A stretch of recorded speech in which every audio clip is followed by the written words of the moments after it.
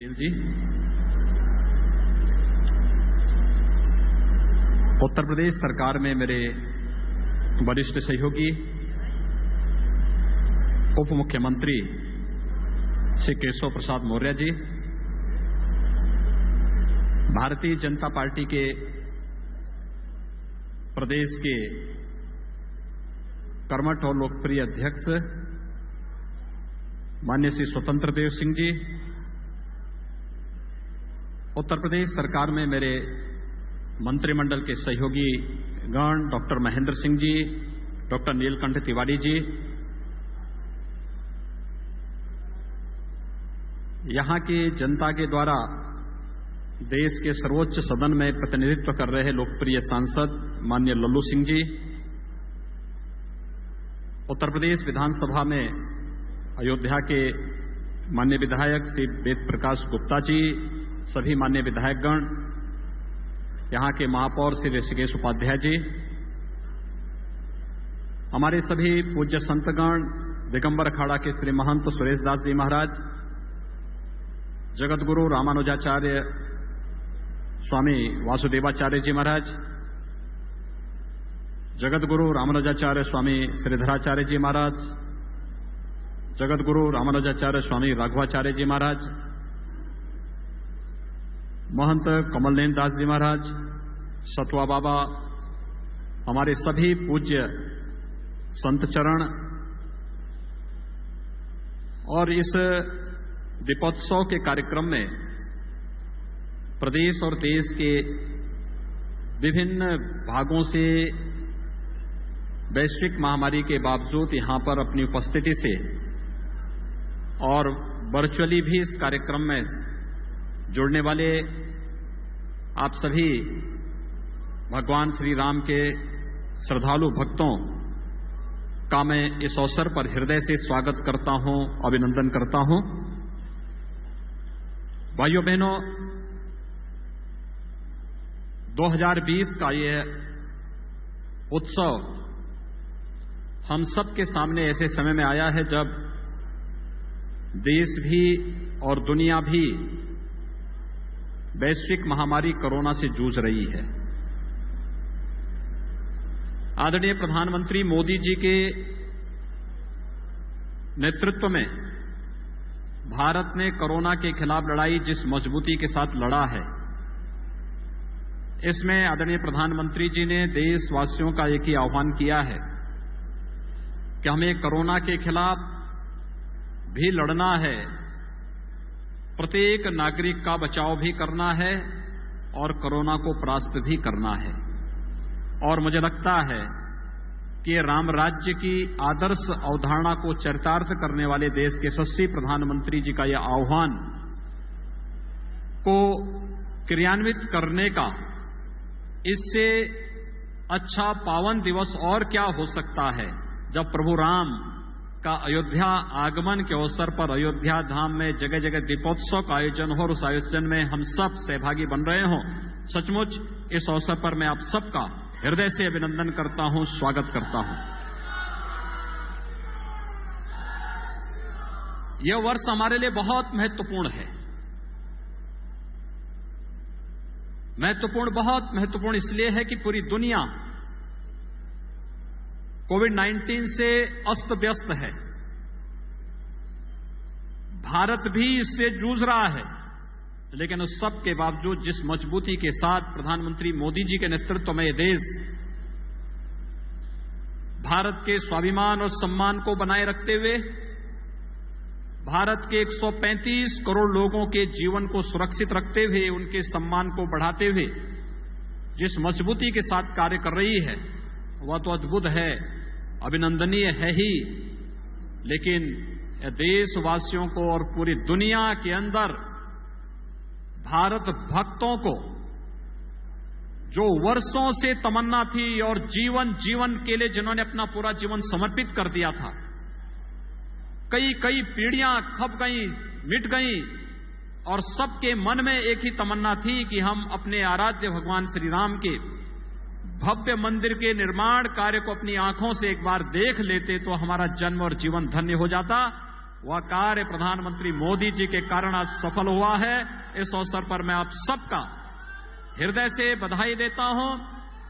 उत्तर प्रदेश वासियों की ओर से और सभी श्रद्धालु भक्तों की ओर से प्रधानमंत्री मोदी जी का अभिनंदन करता हूं, उनका आभार व्यक्त करता हूं कि उनकी प्रेरणा से, उनके मार्गदर्शन से और उनकी रणनीति से आज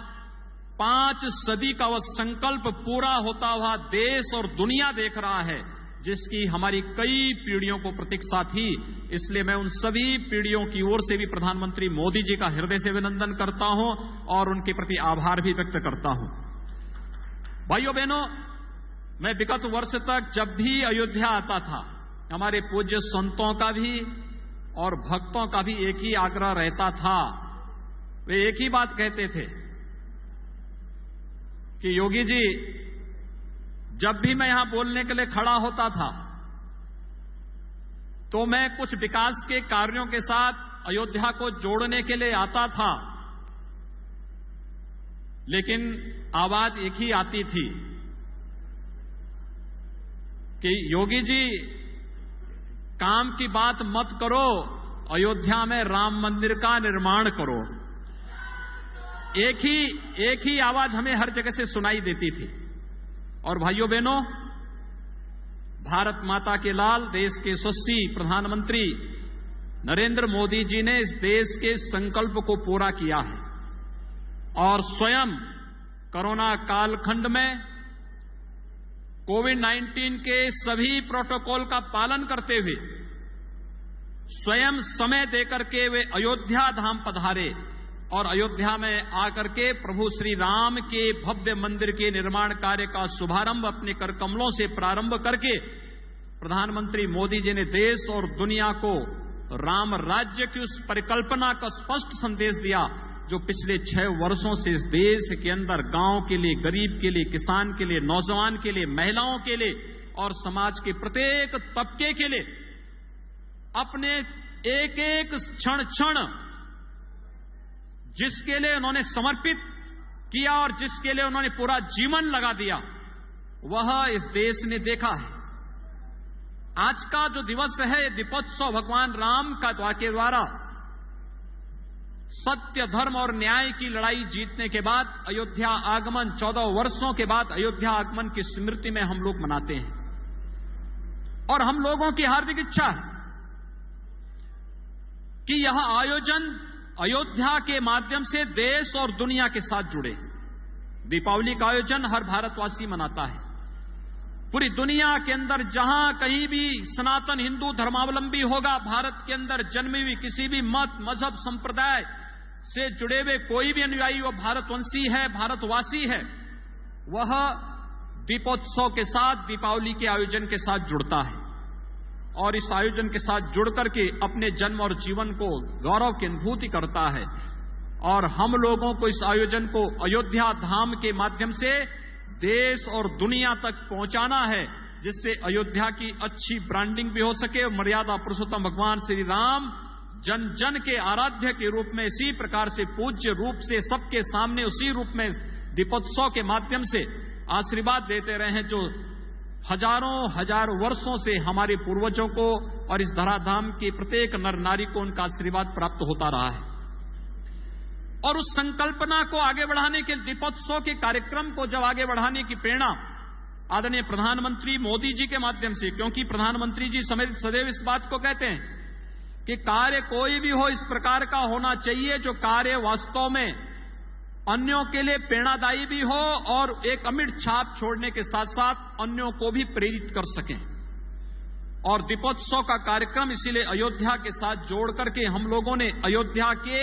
संकल्प को पूरा करने के लिए, आगे बढ़ाने के लिए, राम राज्य की उस परिकल्पना को आगे बढ़ाने के उस संकल्प को आगे बढ़ाया है, जिसकी इस देश को आजादी के बाद से प्रतीक्षा थी। याद करिए, देश के अंदर राम राज्य की हमने परिकल्पना जब की, एक ऐसा राज्य जिसमें व्यक्ति व्यक्ति के बीच में जाति के नाम पर, मत, संप्रदाय, पंथ या मजहब के नाम पर, धर्म के नाम पर कोई भेदभाव न हो, किसी प्रकार का भेदभाव न हो, आजादी के बाद आपने पहली बार इस बात को देखा होगा, जब एक एक योजना को 2014 के बाद चलाने के बाद उसका आधार जाति, क्षेत्र, भाषा, मत, मजहब न बनकर के उसका आधार गांव बना, किसान बना, नौजवान बना, महिलाएं बनी, समाज का प्रत्येक तबका बना और राम राज्य की उस आदर्श परिकल्पना को, चाहे गरीबों के लिए घर घर में शौचालय बनाने का कार्य हो, उसके माध्यम से नारी गरिमा के साथ साथ स्वास्थ्य की आदर्श परिकल्पना को हम चरितार्थ कर सकें, यह कार्य हो, या प्रत्येक गरीब को एक एक घर देने का, घर घर में रोशनी देने का, उज्ज्वला योजना के माध्यम से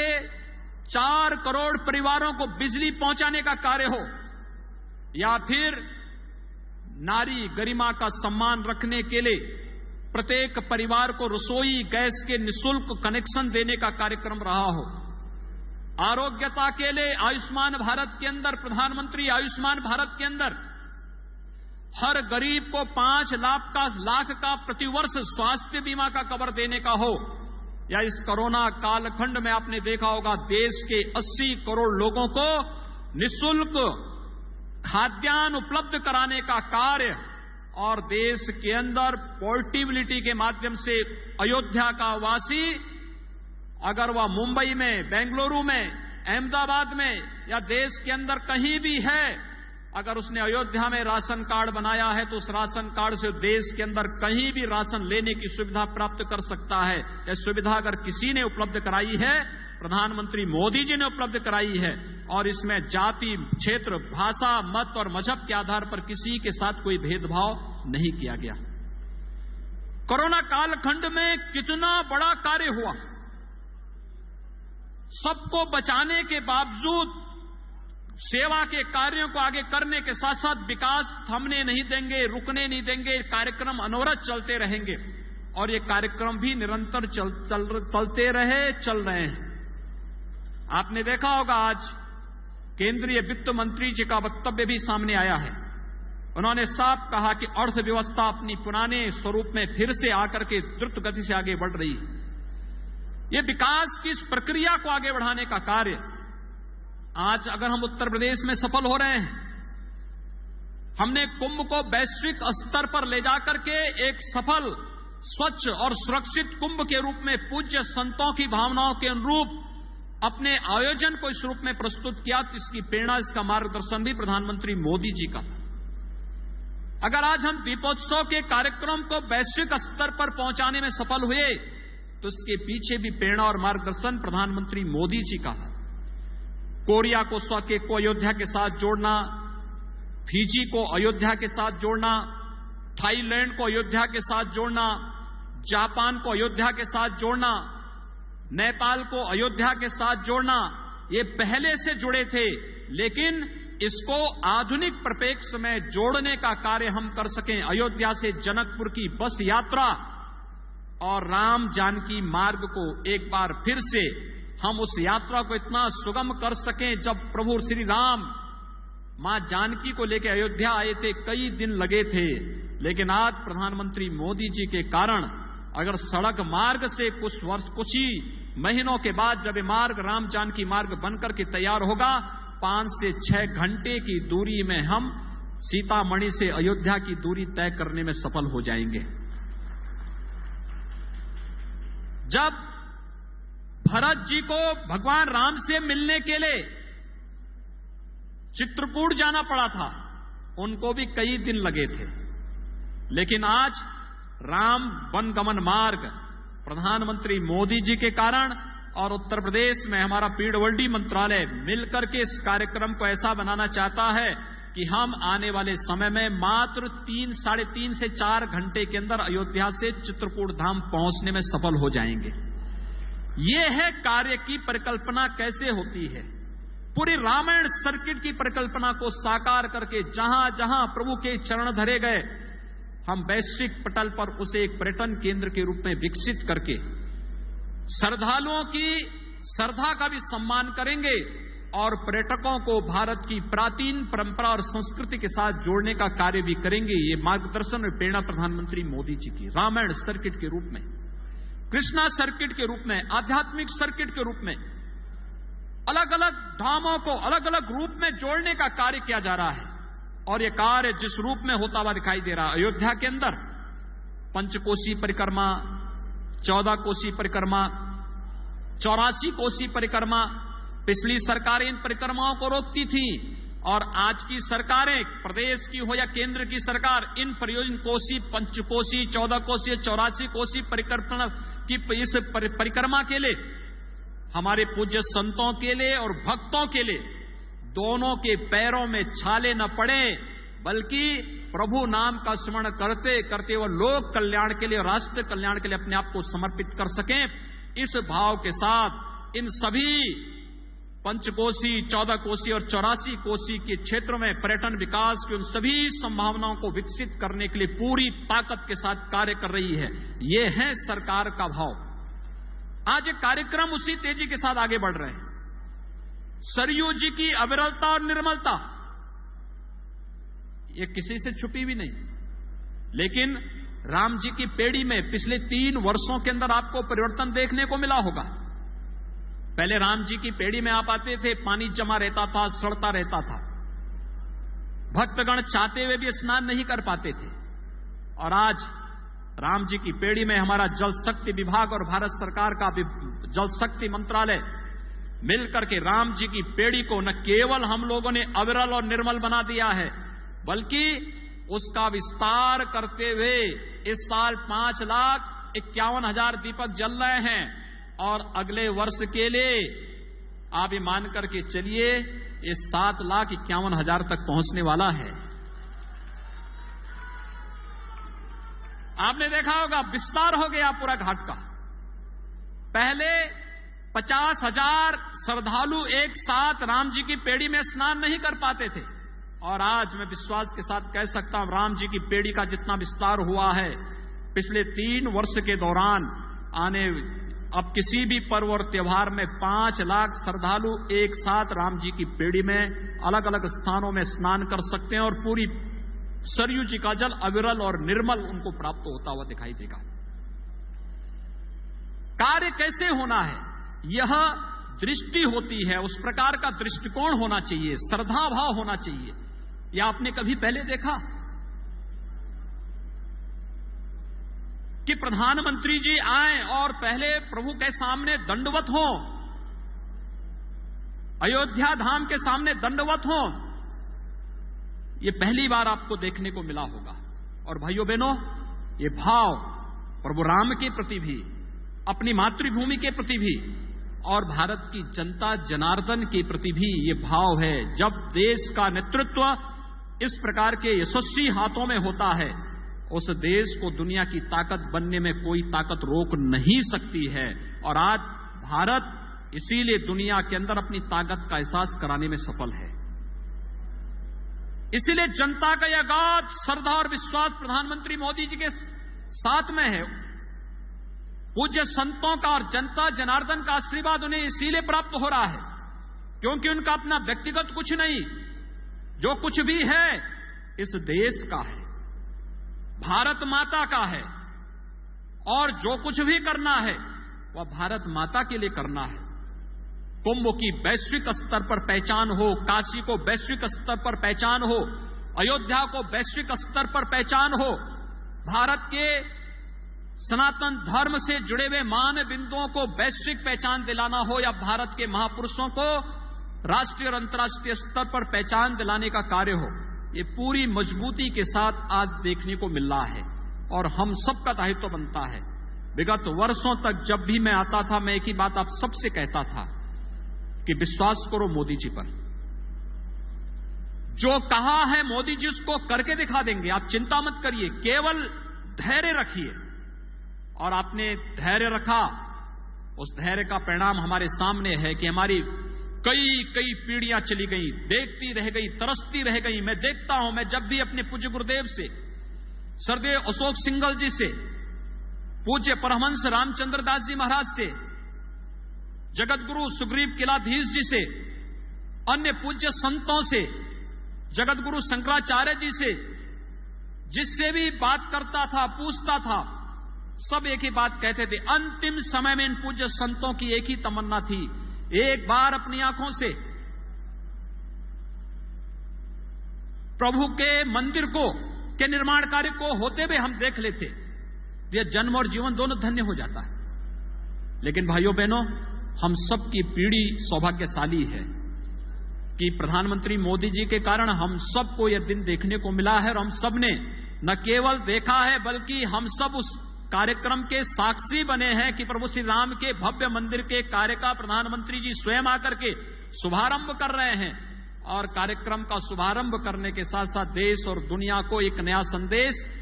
उस रामराज्य का दे रहे हैं, जिस रामराज्य में भेद किसी के साथ नहीं, सम्मान सबका है, सुरक्षा सबको है,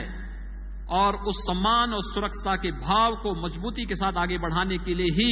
आज दीपोत्सव 2020 के इस कार्यक्रम में हम सब आपके साथ जुड़ रहे हैं। अयोध्या सचमुच प्रधानमंत्री मोदी जी की अब परिकल्पना है, अयोध्या को दुनिया की सबसे अच्छी नगरी के रूप में प्रस्तुत करना है। ये दुनिया की एक रामायण, वैदिक रामायण सिटी के रूप में दुनिया की सबसे खूबसूरत नगरी के रूप में अयोध्या को आगे बढ़ाना है। और मैं इसके लिए अयोध्या वासियों का और पूज्य संतों का आशीर्वाद मांगने के लिए भी आज विशेष रूप से आपके बीच में आया हूं। अयोध्या वासियों ने जो धैर्य का परिचय अब तक दिया है, याद रखना, राम के काम में किसी के साथ अन्याय नहीं है, किसी के साथ अन्याय नहीं है। राम के कार्य में तो न्याय ही न्याय है, इसलिए अन्याय के लिए कोई जगह नहीं। लेकिन अयोध्या को अयोध्या की पहचान तो मिलनी ही चाहिए, और उस पहचान को दिलाने के लिए ही आज प्रदेश और केंद्र दोनों सरकारें पूरी प्रतिबद्धता के साथ कार्य करना चाहती है।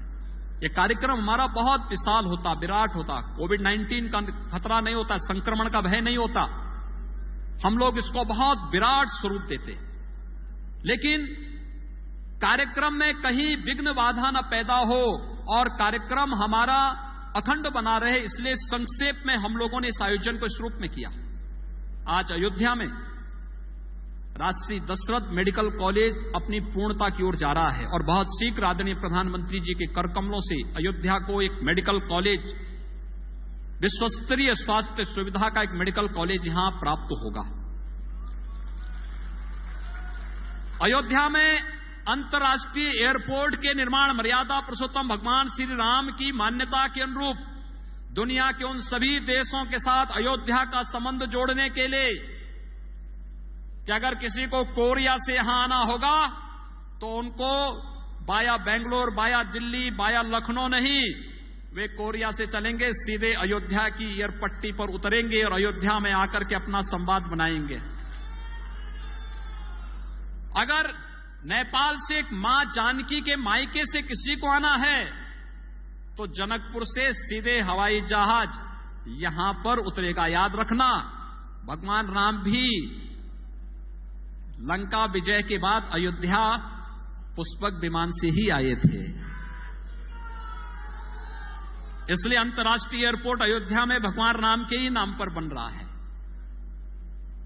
और इसीलिए आप देखते होंगे कि ये कार्यक्रम, मैं तो पूज्य संतों से कहूंगा कि इसको कैसे आप भव्य स्वरूप दे सकते हैं अगली बार के लिए, अभी से तैयारी करें। हम लोग अभी तो हेलीकॉप्टर से भगवान राम उतरते हैं, फिर यहां पर स्वागत होता है। ये कार्यक्रम, मंचन का कार्यक्रम कैसे हो सकता है कि अपने आप में एक देश और दुनिया के लिए एक यूनिक इवेंट बने, एक स्मरणीय क्षण बने। यह कार्यक्रम तो हमें तय करना ही चाहिए, लेकिन साथ साथ हमें यह भी देखना चाहिए कि अयोध्या को कैसे हम इस रूप में विकसित कर सकते हैं, एक वैदिक रामायण सिटी के रूप में। उस प्रकार का आचार, उस प्रकार का विचार, उस प्रकार का शोध, उस प्रकार के आविष्कार, उस प्रकार की यहां की व्यवस्था, उस प्रकार के गुरुकुल की परंपरा, उस प्रकार की यहां की एक एक कार्य में उस प्रकार की झलक देखने को मिले। और उस परिकल्पना को साकार करने के लिए ही अयोध्या वासियों का समर्थन और सहयोग मांगने के लिए आज विशेष रूप से उत्तर प्रदेश सरकार में हमारी आदरणीय राज्यपाल महोदय, मैं, हमारे डिप्टी सीएम केशव प्रसाद जी, श्री स्वतंत्र देव सिंह जी, मेरे मंत्रिमंडल के सभी सहयोगीगण, हमारे सांसद, विधायक, महापौर, ये सभी लोग आपके सामने आए हैं कि अब इसमें देर नहीं होनी चाहिए। बहुत देर हुई है, आपने बहुत सहा है, बहुत अन्याय सहा है, बहुत अपमान भी सहा है। अयोध्या आने में लोग संकोच करते थे और एक समय तो ऐसा माहौल बना दिया गया था कि अयोध्या का नाम लेंगे तो जैसे कोई गाली दे रहा हो। जब पहले दीपोत्सव की बात सामने आई तो मेरा मंत्रिमंडल खुश था, लेकिन अधिकारीगण बोलते थे अयोध्या, अरे मैं तब तक अयोध्या 2-3 बार होके आ चुका था। लोगों को लगा कि क्या सरकार अयोध्या में जाएगी? अरे हमने कहा क्यों नहीं जानी चाहिए हमें अयोध्या में। और आज आप देख रहे होंगे हरेक अयोध्या आने को उत्सुक है, पूरा देश, पूरी दुनिया अयोध्या आने को उत्सुक है। स्वाभाविक रूप से हम सबको इन कार्यक्रमों को अपने साथ पूरी मजबूती के साथ जोड़ना है। मां कौशल्या के नाम पर यहां पर जो एक निराश्रित महिलाओं के लिए और बच्चों के लिए एक सदन का निर्माण होना है, उसकी कार्रवाई आगे बढ़नी चाहिए। भरत जी का नंदीग्राम कैसे हम विस्मृत कर सकते हैं? वहां के विकास को अब पंख लगते हुए दिखाई देने चाहिए, विकास एक नई ऊंचाइयों तक छूता हुआ दिखाई दे। वे सभी स्थल जो अयोध्या के विकास को देश और दुनिया में पहुंचा सकते हैं, उन्हें सरकार आगे बढ़ाने का कार्य करेगी ही। माननीय केशव जी कह रहे थे, वे स्वयं श्रृंगवेरपुर से आए हैं। प्रभु राम पहले श्रृंगवेरपुर ही गए थे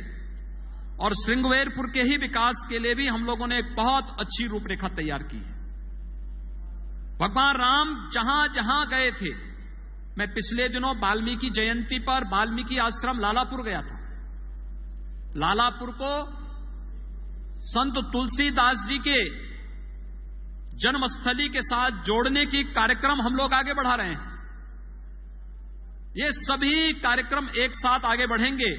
और इन कार्यक्रमों को हम लोग लेकर के जब आगे बढ़ेंगे तो भाइयों बहनों, आप ये मान करके चलेंगे कि अयोध्या वैश्विक स्तर पर फिर से प्रभु राम के समय की उस पहचान को एक बार फिर से पुनर्स्थापित करने में हम सब सफल हो पाएंगे। और आज के इस अवसर पर दीपोत्सव 2020 का एक कार्यक्रम चल रहा है। उत्तर प्रदेश सरकार का एक चतुर्थ दीपोत्सव का कार्यक्रम यहां पर संपन्न हो रहा है। आप सबका सहयोग इन सभी कार्यक्रमों के साथ हम जोड़ने के लिए यहां पर आए हैं। आज के इस अवसर पर इस कार्यक्रम में विगत 3-4 चौथा ये दीपोत्सव का कार्यक्रम है। 3 दीपोत्सव के कार्यक्रम में श्री मणिराम दास सावनी के पूज्य महंत और श्री राम जन्मभूमि तीर्थ न्यास के हमारे अध्यक्ष पूज्य महंत नृत्य गोपाल दास जी महाराज का सानिध्य हमें प्राप्त होता था। आज उनकी अस्वस्थता के कारण वे यहां पर उपस्थित नहीं हो पाए हैं, लेकिन उनका आशीर्वाद हमारे साथ में है। मैं स्वयं भी उनसे दर्शन करने के लिए हॉस्पिटल में गया था। उनके कृपापात्र उत्तराधिकारी शिष्य उनके महंत कमल नयन दास जी महाराज यहां पर इस कार्यक्रम में अपनी व्यस्तता के बावजूद आए हैं। मैं इनको हृदय से धन्यवाद देता हूं। हम लोग प्रभु श्री राम से प्रार्थना करें कि वह पूज्य महंत नृत्य गोपाल दास जी महाराज शीघ्र स्वस्थ हों, उनका आशीर्वाद लंबे समय तक हम सबको प्राप्त हो। अयोध्या वासियों को, सनातन हिंदू धर्मावलंबियों को, सभी नागरिकों को उनका आशीर्वाद पूर्व की भांति प्राप्त हो, ये हम सबकी कामना होनी चाहिए। मैं एक बार फिर से आप सबको मैं इस अवसर पर धन्यवाद दूंगा। डाक विभाग को और डॉक्टर राम मनोहर लोहिया विश्वविद्यालय के माननीय कुलपति जी को, जिन्होंने दीपोत्सव पर एक स्पेशल कवर आज यहां पर रिलीज करवाया है। एक अच्छा कार्यक्रम हुआ है। हमें कुछ न कुछ स्मृतियां हर वर्ष की बनानी चाहिए और हर वर्ष इन कार्यक्रमों को, जैसे इस बार हमने किया है, अगले बार के लिए हम क्या कर सकते